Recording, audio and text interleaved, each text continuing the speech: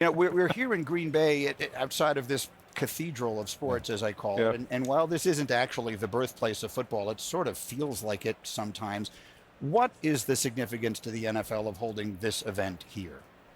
Mike, I've said it so many times this week. You cannot write the history of the National Football League without the Green Bay Packers. Everything from Lambeau Field to the Super Bowl trophy being named after one of their iconic coaches, Vince Lombardi, or the great players and the great games, and the Ice Bowl and so many others. So I think this is an event that we think smaller communities can host because people are going to come from all different areas. And it may be the first time or only time they get to be in Lambeau Field, which we're opening up and making sure fans get a chance to be in there. So I think this is going to be a special experience for people, not just in this community, but in communities surrounding. I met people from Australia that have flown in London. They're all over the world, and that to us that's what it's all about. Yeah, there were international super fans on the flight that I was coming There were from New York. Yes, they were coming from all over the world to come here. It's interesting, actually. At the last census in 2020, the population of Green Bay, Wisconsin is 107,000 people. I have it in my notes. We're expecting 250,000, which is math that I just can't do in my head. It's all those super fans you saw on the flight. I think might. But what does that say about what this event is, that we're going to have 3 times as many people here as live in the actual city?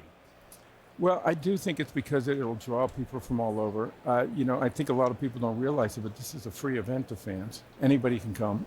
It's something that we want to share with the fans. When we first talked about moving it, it was to share it with fans and communities. In the community here, Green Bay, they haven't been able to have an event like this ever. I mean, they've had championship games, and they've been marvelous. They're wonderful. But there are going to be a lot more people who are going to be able to fit at the drafts than have been able to be in Lambeau Field for those events. So I think it's put them on a stage, and I think I hope we make them proud after a few days. It's going to be a spectacular weekend, there's no question. Okay, let's talk a little football, a few different items. Let's start with the tush push. I heard a lot of talking about it at the owners' meetings and all the rest of that. Where do we stand with regard to that play? Well, we officially tabled it, but we'll bring it back up in May at our meeting in about a month. And I think the thought process that we're all going through here is we had a rule in the league for a long period of time, up until 2006, that was you couldn't push or pull a player anywhere. Is that part of football? Is that a football play? Or is it also a play that can bring some danger to it or safety concerns for our players? So I think we'll go through the discussion again, both with the competition committee, the ownership, and likely be voted on in May. Do you have a strong sense of which direction it might go? No, I think, listen, there's strong views about, is this a football play? There's strong views about the safety of it. There's strong views about, well, listen, a couple of teams do it well, so what? That's a good thing, right? It brings innovation to the game. I think they're all valid views. The great thing about the NFL is we work on a vote system of 24 out of 32. We consider all those things. We have great data on this. And I think from that standpoint, I think we'll end up making the right decision. 18 games is a topic I've heard you talking a little bit about.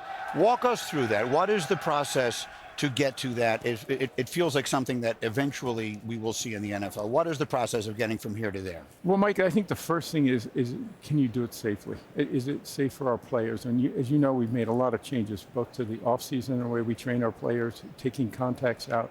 We made the training camps much different and taking different drills out and the way they practice. There's no such as double sessions anymore. Mm-hmm. And even in the regular season, you don't pad up in the regular season anymore. And so we've really tried to make our game safely, working with the Players Association in a very constructive way. And we'll continue to do that. From a fan standpoint, would they rather see another regular season game versus a preseason game? I think that's overwhelmingly yes. It's something we'll have to work with the Players Association and see, do you agree? And can we make the right changes to continue to make it safe for our players? Which is a topic I've been talking about on talk shows for years. The Detroit Lions had a proposal about changing the playoff system, the seeding system, if you will, giving greater significance as far as home field advantage and whatnot to teams based upon their record and less on the divisions. It's an interesting debate. I sort of see both sides of it. Where do you see that going, and where do you stand on it? Well, it is an interesting debate. The issue when you come into a season is the first priority is to win your division. But with that comes also, you're automatically in the playoffs, but it also, in the past, has come with a home game. The question to me is, the change by Detroit might be a little too big a step to say out of the box. The thinking that we had and we discussed in March was, would you be able to limit that if you don't win your division with a 500 or better record, then maybe you shouldn't get the home game. And so that's something that we're debating.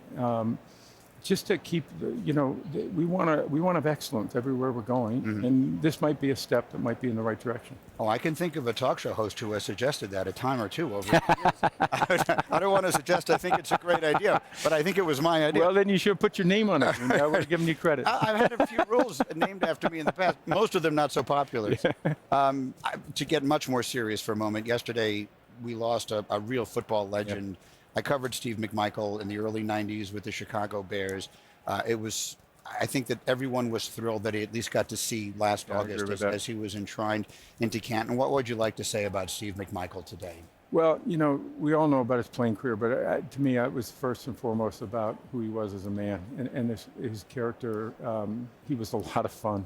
He represented so much of the 85 Bears. He was a pillar. But he was an extraordinary family man, extraordinary guy. I enjoyed every moment I was with him. And I'm really sorry to his family because we're all going to miss him, and I know they are the most. But he also he left his mark on football in general, not just the Bears and football. And I'm with you. I'm just glad he got to be in the Hall of Fame while he was alive and see that. I know it was an important moment for him, and it should be. He was the biggest personality on a team filled with them, in any room filled with them. He was the biggest personality. He really was. One final thought for you here. I was trying to think on my way here about what it is that makes this event so special. And of course, the analysis is an important part of it. The fortunes of every team in the league hangs in the balance. But the reality is, at the same time, tonight, we're going to see the wildest dreams of 32 young men and their families come true directly before our eyes. What is your message to those young men as they join the NFL family? Well, Mike, as you know, we meet with the players. We met with them this morning with a few veterans that gave their perspective on the transition into the game and also thinking about you should start thinking about your transition out of the game. And that's a hard message to give to a young man who's about to start his dream. But the message is really use this platform. And it's a great privilege, but it's also a great opportunity for them. And so when they hit that stage, some of them have been dreaming about this and watching this for years. And they're now realizing that they've become an NFL player. And even this morning, I don't think they realized the magnitude of that. They were excited. They're wonderful young men. I couldn't be happier about the group that's coming in. But when they hit that stage, and for me to be a part of that, it's the most significant thing ever. And we can't wait. We think this is not just a great class of players. It's a great class of young men. Roger, it's a pleasure to see you, Commissioner. Thanks, Mike. Thank you so much for coming out. Always good to see you. Thank you.